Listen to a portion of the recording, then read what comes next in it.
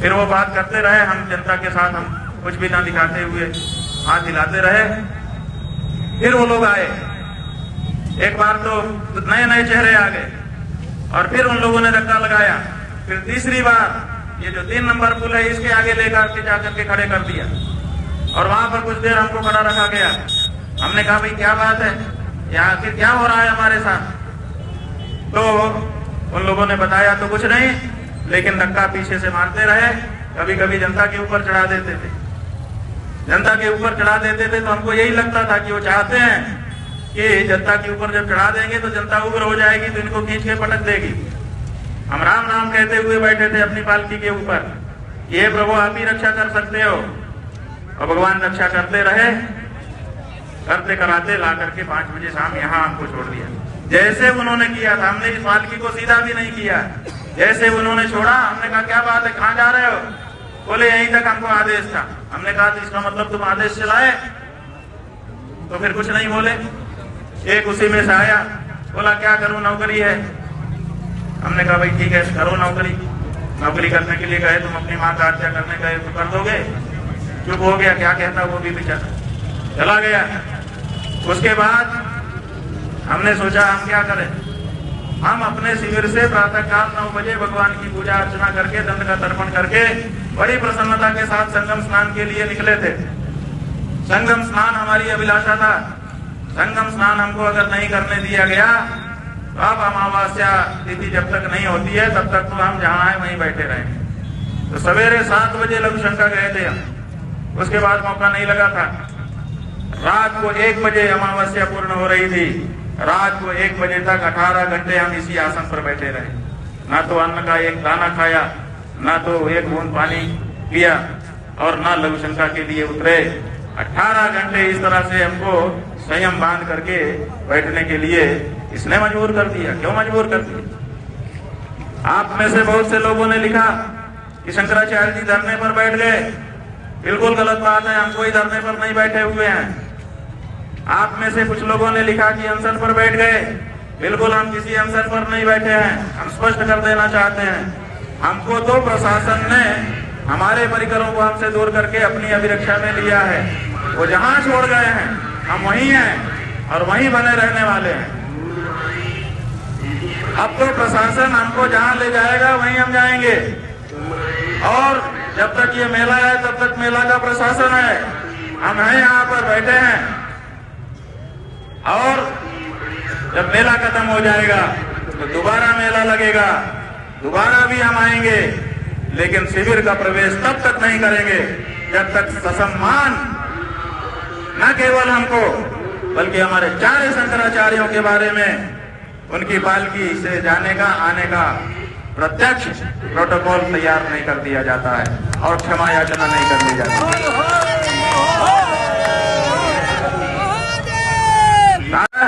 उसके लोगों ने उसको हाथी से उतार लिया।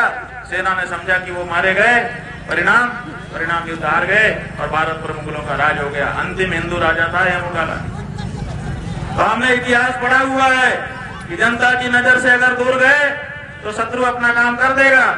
तो हम इस पालकी पर बैठे रहे, और पालकी पर बैठे रहने के कारण हम आज बचे हुए और आपसे बातचीत करने के लिए उपलब्ध हैं। इसी पालकी ने हमको बचाया है। और बंधुओं, ये पालकी कोई शौक की चीज नहीं है। आपके प्रधानमंत्री अगर आपके नगर में आते हैं और बहुत सारी भीड़ उनको देखने के लिए आती है, तो आज भी परंपरा है कि वो एक खुली गाड़ी के ऊपर खड़े होते हैं ऊंचाई पर, और वो गाड़ी चलती है। क्या आप कह सकते हैं कि आपका प्रधानमंत्री शौक रखता है ऊंची गाड़ी पे चढ़ने का? क्या सारे प्रधानमंत्री ऐसे शौकीन है? नहीं, ये शौक नहीं है, ये जरूरत है। अगर हम ऊपर दिखाई देंगे तो दूर तक की जनता, हमसे 100 मीटर दूर तक की जनता भी हमको देख सकेगी और वहीं से संतुष्ट हो जाएगी। और अगर हम उसको दिखाई नहीं देंगे तो हमको देखने के लिए वो एक दूसरे के ऊपर चढ़ेगी, भगदड़ मचेगी और अप्रिय घटना होने की संभावना हो जाती। शंकराचार्य पालकी पर इसलिए नहीं चलते कि उनको पालकी पर चलने का शौक है। हमको स्वयं पालकी पर चढ़ने का शौक नहीं है, और इस बात का प्रमाण पहले ही बिना प्रसंग उपस्थित हुए आपके सामने है। हम यहाँ पर पिछले 3 दिन से, कल का दिन छोड़ दें तो गौ माता की रक्षा के लिए एक प्रेरणा यात्रा कर रहे हैं जो कभी किसी ने नहीं की है। आपके जो 5000 कैंप लगे हुए हैं, उन 5000 कैंप के सामने पैदल चल के नंगे पांव जा रहे हैं। कभी गया है कोई शंकराचार्य किसी साधु महात्मा के घर के सामने, उसके शिविर के सामने? कोई अधिकारी गया है किसी सामान्य साधु के शिविर के दरवाजे? किसी विशेष साधु के यहाँ जाकर के आप नीचे उतरने को तैयार नहीं थे। हमने कहा कि परंपरा नहीं है। फिर जिद हुई और उसके बाद उनके लोगों को उन्होंने वो किया, अलग किया, फिर वो चले गए। ऐसा उनका वक्तव्य है। हम चले नहीं गए क्योंकि हम चल नहीं सकते थे। हमारी पालकी जब तक कोई ढोता नहीं हो सकता था। तो जब हमारे लोग थे ही नहीं तो हमारी पालकी कौन ढोता? तो हमको शादी वर्दी में जिनकी कमर में पिस्टल लटके हुए थे ऐसे जवान 25-30 आकर के घेर लिए और फिर उनमें से कुछ लोगों ने हाथ लगाया हमारी पालकी को ले जाने के लिए। आप लोगों में से कई लोगों ने रिकॉर्डिंग भी की है।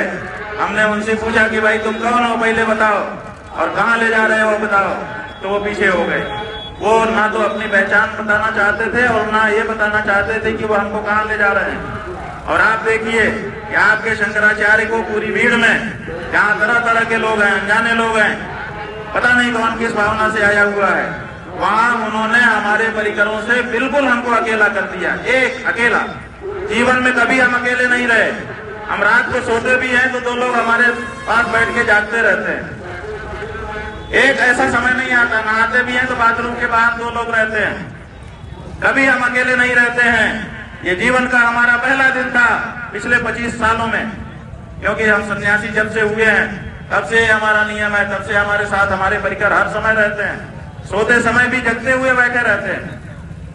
तो कल ये पहला अवसर था कि प्रशासन ने पूरी तरह से हमको अकेला कर दिया। आखिर क्यों अकेला किया होगा?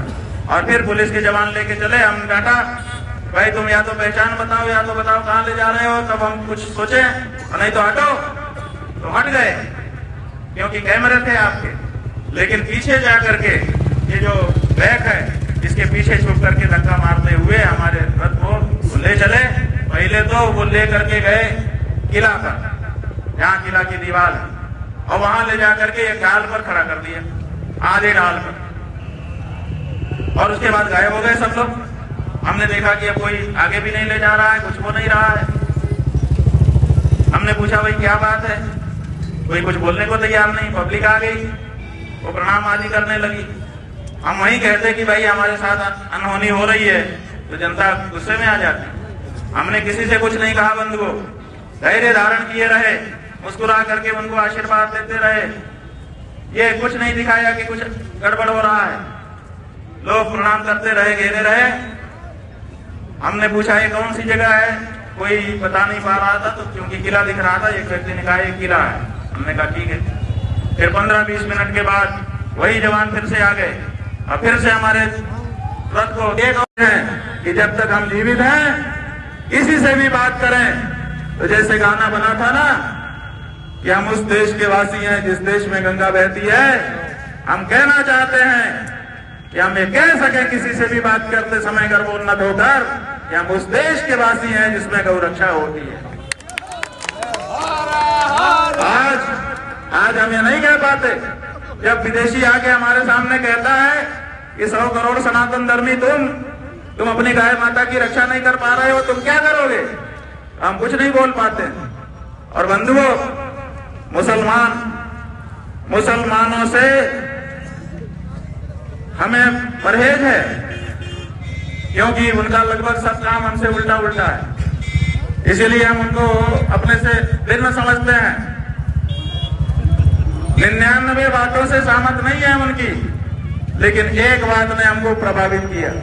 कौन सी बात ने आपको हम बताना चाहते हैं। हम काशी में थे, काशी में मंदिर तोड़े जा रहे थे भाजपा गवर्नमेंट के द्वारा। यही योगी जिसको आप लोग साधु संत कहते हो, हम तो हुमायूं का बेटा अकबर कहते हैं, हम तो औरंगजेब कहते हैं। ये नहीं है हिंदू कहने के लायक। ये मंदिर तोड़ने का सबक करने वाला आदमी है। 150 से ज्यादा मंदिर तोड़ दिए गए। एक शब्द नहीं निकला इसके मुंह से। इसलिए कि इसकी मुख्यमंत्री की गद्दी ना चली जाए। मुख्यमंत्री की गद्दी को महत्वपूर्ण समझने वाला पौराणिक मूर्तियों के सामने क्या हिंदू हो सकता है? वो सत्ता लोलुप है, वो हिंदू नहीं है। इसलिए हमने आवाज उठाई कि भाई ये गलत हो रहा है, ये ठीक नहीं हो रहा है, और हम निकले। हमने आह्वान किया कि जो हमारे साथ आना चाहते हो निकलिए। काशी की हर गली में बंधुओं हम गए। 750 किलोमीटर की यात्रा हमने गली गली में की। जो मोबाइल कदम नापता है उसी से पता चलता है। जब हमने 40 दिन की यात्रा पूरी की तो हमने देखा 750 किलोमीटर हो गए थे। काशी की कोई गली नहीं बची। 40 दिन तक नंगे पांव हमने यात्रा की मंदिरों को बचाने के लिए। 85 हिंदू हम पहले दिन निकले थे और अंतिम दिन 100 भी नहीं हो पाए। बीच के किसी भी दिन 100 से ऊपर हिंदू हमारे साथ नहीं आए। नए जरूर आए लेकिन पुराने हट गए, ये कह करके कि हमारे ऊपर दबाव आ रहा है, हम नहीं रह पाएंगे आपके साथ। हमने कहा बिल्कुल हट जाओ, हम तुमको खतरे में नहीं देखना चाहते। फिर कुछ नए आए लेकिन 100 से ऊपर कभी नहीं हुए। 40 दिन में एक दिन भी। ये हमने हिंदुओं तुम्हारी हालत देखी है। और फिर उन्हीं मंदिरों को तोड़ने के समय में, जिसको वो लोग मस्जिद कहते हैं, हम तो नहीं मानते उसको मस्जिद। ज्ञानवापी का हमारा मंदिर, एक बुलडोजर रात को काम कर रहा था 10 बजे, उसका जो पंजा है वो ऐसे घूमा मंदिर तोड़ते तोड़ते, और वो ऐसे घूम के कहीं मलबा रख रहा था और ऐसे आ रहा था, मस्जिद की 3 ईंटें गिर गई उससे। वो तथाकथित मस्जिद, उसकी 3 ईंटें बंदूकों गिर गई। असली कहानी बता रहे हैं। 10 बजे ये घटना हुई। 11 बजे 10,000 मुसलमान उस जगह को घेर चुके थे। 11 बजे 10,000 मुसलमान। और नरेंद्र मोदी को, आदित्यनाथ योगी को मां बहन की गालियां बाकायदा रिकॉर्डिंग पर आप लोगों के कैमरों के सामने आईडी लगा करके दे रहे थे। वो सब प्रसारित भी हुआ। वहीं से हमने देखा किसी एक के ऊपर FIR नहीं हुई, और सवेरे 4 बजते बजते सारे अफसर आ गए और आ करके उन्होंने हाथ पैर जोड़ लिए और 3 ईंटों को सीमेंट लगा करके जहां का तहां सेट कर दिया। धन्य है मुसलमान, कम से कम अपने धर्म स्थानों की रक्षा के लिए वो घर से निकलता तो है। अधिकार है उन कायर और नकली हिंदुओं से जो अपने आप को हिंदू कहते हैं और गौ माता के मांस को बिक्री करके उसके चंदे से राजनीति करते हैं और अपने आप को हिंदू नेता कहते हैं। हम तो कहेंगे मार डालोगे ना, मार डालो। ये धरती खाली नहीं रहती है, कोई न कोई फिर पैदा हो जाएगा और तुम्हारी नाक में फिर नकल कर देगा। ये सत्य मरता नहीं है। व्यक्ति को मार करके सत्य को नहीं मार सकते। हमने बार बार आवाज उठाई है, आज भी उठा रहे हैं, आगे भी उठाएंगे। तुम्हारे द्वारा किए जा रहे इस अपमान से हम परेशान नहीं है। हमको तो आप मौका दे रहे हो, हमारा जितना अपमान करोगे उतना हमको मौका मिलेगा अपनी बात कहने का। इसलिए इस बात पे विचार करो। आप बंधुओं, हम अंतिम बात बताएंगे, उसके बाद विराम लेंगे। और वो अंतिम बात यह है कि हम परिचय कराना चाहते हैं आपका। ये देखिए, एक चित्र है, ये एक महिला का चित्र है, सौम्या अग्रवाल, कमिश्नर प्रयागराज। अगर गलत हो तो सुधार लीजिएगा, क्योंकि हमको जैसा बताया गया उसके आधार पर हम कह रहे हैं। सौम्या अग्रवाल, कमिश्नर प्रयागराज। ये यहाँ की कमिश्नर है, मंडल अध्यक्ष हैं, बड़ी पदाधिकारी मानी जाती हैं। डीएम भी इनको रिपोर्ट करता है। अगर ये चाहती तो ये मौके पर मौजूद थी, हमने इनको सामने खड़ी हुई देखा था। ये चाहती तो सम्मानजनक तरीके से, अगर समस्या उत्पन्न भी हो गई थी, वैसे तो उत्पन्न ही नहीं करना चाहिए था। अगर माताहतों ने उत्पन्न कर दिया था तो बड़ा अधिकारी वहां पर मौजूद है, तो उसका ये कार्य है कि वो उसको संभाले। लेकिन 2-2.5 घंटे तक वहां पर हमारे लोगों को मारा पीटा जाता रहा और ये सबकी खड़ी होकर के गवाह बनती रही। ये कमिश्नर बनेंगी, बनाए रखो तुम, तुम्हारी प्रिय होंगी, लेकिन हमारी आंखों से गिर गई। हम नहीं समझते कि ये कमिश्नर बनने लायक। इनका अपराध हम जो समझते हैं, प्रेस को भ्रामक और असत्य जानकारी देना, जो कि अब रिकॉर्डिंग पर है। हम बता देंगे कि कमिश्नर जैसे पद पर बैठ करके ये झूठ क्यों बोल रही है, और झूठ बोले भी क्यों ना, जब उत्तर प्रदेश का मुखिया ही झूठ बोलता है। कुंभ में इतनी भगदड़ बनी, इतने गरीब मारे गए, वो कहते हैं कोई घटना नहीं हुई। अफवाह पर ध्यान मत दें, अफवाह पर ध्यान मत दें। जब मुख्यमंत्री झूठ बोल सकता है तो उसका कमिश्नर झूठ बोले, इसमें क्या समस्या है? तो इन्होंने झूठ बोला, भ्रामक जानकारियां आपको दी, और स्वयं उपस्थित रहते हुए भी सम्मानजनक तरीके से समस्या का निदान नहीं किया। इनका दोष हम समझते हैं। ये दूसरा चित्र देखिए, ये एक चित्र है। इस चित्र में नाम लिखा है मोहित गुप्ता, गृह सचिव। ये उत्तर प्रदेश गृह मंत्रालय के सचिव के स्तर का व्यक्ति है। कितनी बड़ी इसकी पदवी है, पूरे प्रदेश के मामले देख सकता है। ये स्वयं सादे ड्रेस में, ये फोटो जो है ये इंटरनेट से निकाला है, इसलिए इसमें वर्दी में है। ये सादे ड्रेस में एक बहुत अच्छा सा कोट पहन करके खड़ा था वहां पर, और हैंडसम लग रहा था, देखने में बहुत अच्छा लग रहा था। हमको सबसे पहले इसी ने आकर्षित किया अपनी ओर, क्योंकि जितने लोग खड़े थे उसमें सबसे हैंडसम यही लग रहा था। और फिर हमने क्या देखा, पहली बार हमने अपनी नजरों से बहुत सारे वाकये हम भी देख चुके हैं, पुलिस को भी देख लिया है, मार पिटाई भी देख ली है, पुलिस ने हमको भी 15 में मारा था वो भी देख लिया है, सब कुछ देखा है हमने, अनुभवी हम भी है थोड़े थोड़े। लेकिन हमने ये नहीं देखा कि कोई बड़ा अफसर, ये गृह सचिव अपने हाथ से बहुत ही हठधर्मी, बहुत ही दुष्ट प्रकृति का, और यही अनाउंसमेंट बार बार तरह तरह की करके हमको आक्रोश में लाना चाहता था। इसी ने कहा था कि बड़ी गर्मी चढ़ी है, अभी उतारता हूं। इसको गर्मी चढ़ी थी, ये कहता है बड़ी गर्मी चढ़ी है, अभी उतारता हूं। एक बार तो अच्छा मौका आया, ये अनाउंसमेंट कर रहा था कि तरह तरह के आरोप लगा रहा था कि आपका ये अपराध है, ये अपराध है, ये अपराध है, कह रहा था। हमने कहा भैया तुमने अपना पक्ष कह लिया, जरा हमको तो हम भी अपनी बात बता। तो कहता है ये माइक हमारे लिए है, आपके लिए नहीं, तुम्हारे लिए नहीं। हमने कहा चलो भाई, तुम्हारा प्रशासन का माइक अगर हमारे लिए है ही नहीं है, कोई बात नहीं। और दूसरा एक अच्छा मौका आया, ये अनाउंसमेंट कर रहा था कि जहां पर बहुत भीड़ है वहां पर इन्होंने अपना रथ खड़ा कर दिया है, जिसके कारण पब्लिक को बड़ी दिक्कत हो रही है। हालांकि वहां नहीं हो रही थी, वो तो एक कोने में था। हाँ, तो हमने उससे कहा कि अगर दिक्कत हो रही है तो जवानों को कहे कि वहां खड़ा करवा दो जहां खाली है। हमने क्या गलत प्रस्ताव किया? अगर इनको हमको बात भी करना था तो पहले आके यही तो कहना चाहिए था, महाराज जी जरा इधर कर ले, थोड़ा बात करनी, तो ये एकांत में ले जाते, ये समस्या ही ना उत्पन्न होती। कोई भी व्यवहारिक पुलिस वाला होता तो यही करता कि पहले कहता महाराज जी जरा इधर कर ले, अपने को थोड़ी बात करनी पड़ेगी व्यवस्था के संबंध। तो हम मना कर देते, ले जाता एकांत में एक जगह पे खड़ा कर लेता, फिर जो भी होता। इन्होंने बीच रोड पे खड़ा किया और फिर हमारे ऊपर आरोप लगाने लगे। फिर क्या हुआ कि हमने कहा कि उठवा करके वहां रख दो, तो बड़े अच्छे से कहा, हमको याद रहेगा कि पुलिस के कंधे इसके लिए नहीं बने हैं।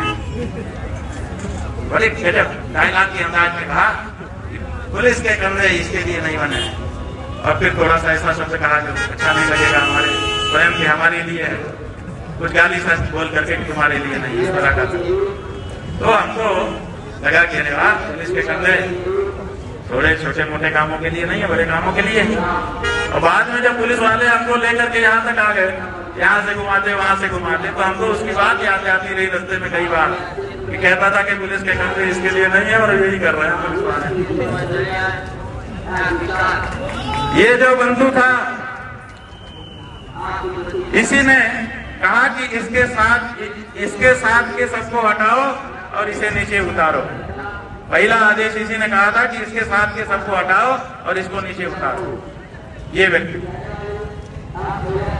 उसके बाद दो लोग और हैं करके, और ये जो कोहनी है इससे मारना, कभी ऐसे करके मारना, कभी ऐसे करके मारा। हमने तो, हमारे पास कैमरा नहीं होता है, वीडियो नहीं बनाया है, आंखों में हमारे वीडियो बना हुआ है, कभी नहीं भूलेगा। ऐसा भी नहीं है कि वीडियो नहीं बना है, बहुत सारे लोगों ने वीडियो बनाया भी है। और आज तक का जो चैनल है, आज तक के चैनल ने जो पहला वीडियो प्रसारित किया है उसमें वही व्यक्ति मारते हुए दिख भी रहा है। ऐसा नहीं है कि हम झूठ बोल रहे हैं। ये गृह सचिव है और जिन लड़कों को हमारे अंदर ले जाके मारा पीटा गया था उसकी कहानी हम बता रहे हैं। उनने बताया कि ये लगातार टेलीफोन में किसी से संपर्क में था और कहता था कि मार दिया है, ठीक कर दिया है। और फिर ये भी कहा एक बार कि बॉस कह रहे हैं कि भाई, मतलब यहाँ के अफसरों की बाइट चाहिए थी ऊपर किसी को। इसका मतलब ये सारी घटना वहां से लाइव हो रही थी और निर्देश, जैसे अमेरिका का राष्ट्रपति लादेन के पकड़ते समय अपने यहाँ बैठ करके निर्देश दे रहा था, ऐसे ही कल की घटना में भी कोई था जो अपने कमरे में बैठ करके निर्देश कर रहा था। अमेरिका तो कमरे की वो तस्वीरें जारी करता है, क्या भारत जारी करेगा? क्या भारत के मीडिया में इतना दम है कि इस बात को पकड़ सके? शायद नहीं। ये जो मोहित गुप्ता है बंधुओं, हो सकता है नाम गलत हो, आप लोग करेक्ट कर लीजिएगा। चेहरा यही मध्यम कटकाठी का एक गोलमोल सा व्यक्ति, जैसे हमारे ये पत्रकार बंधु हैं लगभग इन्हीं की कटकाठी का। बताया गया ये यहाँ का जिलाधिकारी है मनीष कुमार वर्मा।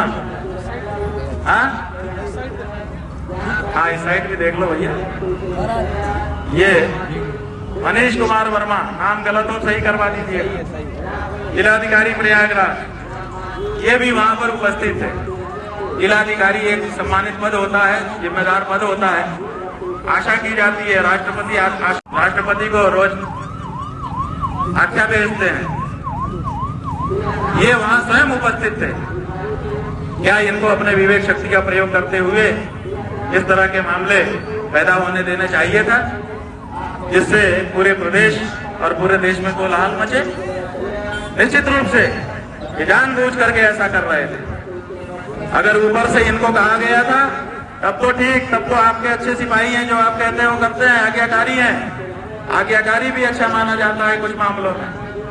लेकिन अगर ये आपको खुश करने के लिए कर रहे थे तो आप पे खुश होने से नहीं चलेगा। आपकी बड़ी किरकिरी भी इस मामले से हुई है।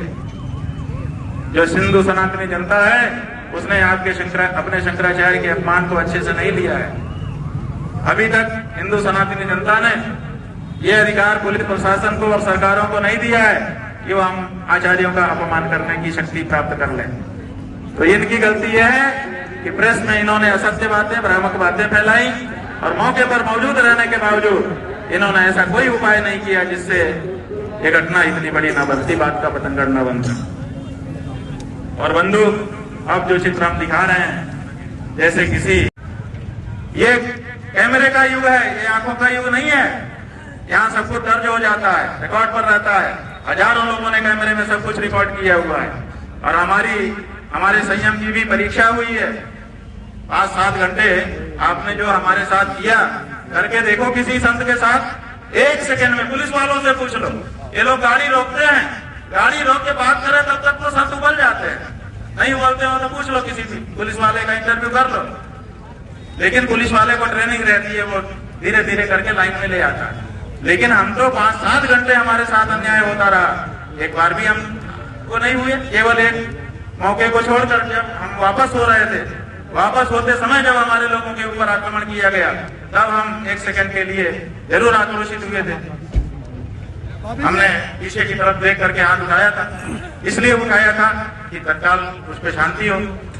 हाँ, ये बताइए, हाँ, तो एक पुलिस वाले अधिकारी कोई थे शायद, वो आए आपके बाद, क्या बात हुई थी? बात क्यों? वही शिखा पकड़ करके जो उठा करके ऐसे जैसे कपड़े को धोने के लिए किया जाता है, जैसे पटक रहा था, वो वही करना था। विनीत सिंह ने शिखा उखाड़ी थी। हाँ जी गुरु जी, अभी आपने 2-3 बार एक शब्द का प्रयोग किया, हाँ। चापलूस संघ। हाँ। क्या संत कभी चापलूस हो सकते हैं? पहली चीज। संत चापलूस नहीं हो सकते। दूसरी चीज, चापलूस संत का वेश धारण करके आ सकते। दूसरी चीज एक भैया एक मिनट हाँ, आप इनको साफ कर लेने इस दो। माघ मेले में ऐसे चापलूस कौन कौन है? अभी तो आपने कुछ लोग के नाम भाई हम अभी किसी का नाम नहीं जानते हैं, हाँ। लेकिन जब आप संतों में भेदभाव कर रहे हो, एक को जब वो समूह के साथ आ रहा है तो आप उसको पूरा प्रोटोकॉल दे रहे हो, जनता को साइड करा करके पूरा कॉरिडोर बना दे रहे हो, कौन है ऐसे लोग? ऐसे और दूसरे को आप कह रहे हो कि आप नहीं जा सकते, जबकि वो घुल मिल के जनता में जा रहा है, वो तो आपसे कुछ आ भी नहीं रहा है। ऐसे लोग कौन है गुरु जी? ऐसे लोग कौन है माघ मेले में? हाँ? चापलूस ऐसे लोग कौन है? ऐसे लोगों का नाम हम लें, ये अच्छा नहीं लगेगा। ऐसे लोगों का नाम अपने आप निकल के नाम, देखो पानी में अगर कोई मल मूत्र विसर्जन कर देना तो अपने आप ऊपर आके अपने आप को दिखाने लगता है, इसको कहने की जरूरत नहीं होती। प्रयागराज का तेजी से बढ़ता अखबार, सनसनीखेज घटनाओं का आईना, कशिश मीडिया, हिंदी दैनिक समाचार पत्र, वर्षों से लाखों पाठकों का विश्वास, योग्य और प्रोफेशनल पत्रकारों के साथ सामाजिक उत्थान के लिए कार्यरत, सफलता पूर्वक प्रकाशन के 17 वर्षों से आपके बीच प्रयागराज से प्रकाशित हिंदी दैनिक समाचार। विश्वसनीय खबरों के लिए आज ही जुड़े, बच न पाएगा कोई हमसे छुपकर। कशिश मीडिया की नजर शहर के चप्पे चप्पे पर, भ्रष्टाचार को उजागर करने वाला, जन समस्याओं पर आधारित कशिश मीडिया। समाचार व विज्ञापन के लिए संपर्क करें 94549 73605। अपने शहर की ताज़ा खबरों के लिए कशिश मीडिया हिंदी दैनिक समाचार पत्र फेसबुक पेज और यूट्यूब चैनल को सब्सक्राइब करें और बेल आइकॉन जरूर दबाएं।